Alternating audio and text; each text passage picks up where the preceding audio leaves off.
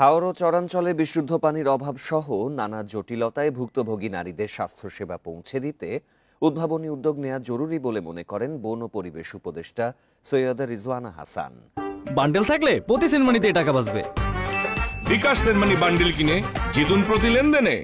বৃহস্পতিবার বিকেলে রাজধানীর একটি হোটেলে মেরি স্টোপস বাংলাদেশের উদ্যোগে নারী স্বাস্থ্যসেবায় ঐক্যের অঙ্গীকার শীর্ষক এক আলোচনা অনুষ্ঠানে উপদেষ্টা এ কথা বলেন।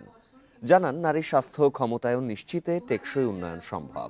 নারীর প্রতি যত্নশীল হওয়া যেমন সামাজিক দায়িত্ব, তেমনি জাতীয় উন্নয়নের অন্যতম পূর্বশর্ত।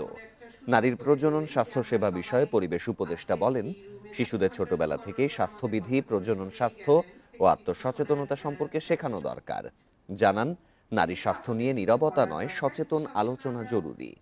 নারী স্বাস্থ্যসেবার অধিকার নিশ্চিতে সবাইকে ঐক্যবদ্ধ থাকার আহ্বান জানান রিজওয়ানা হাসান।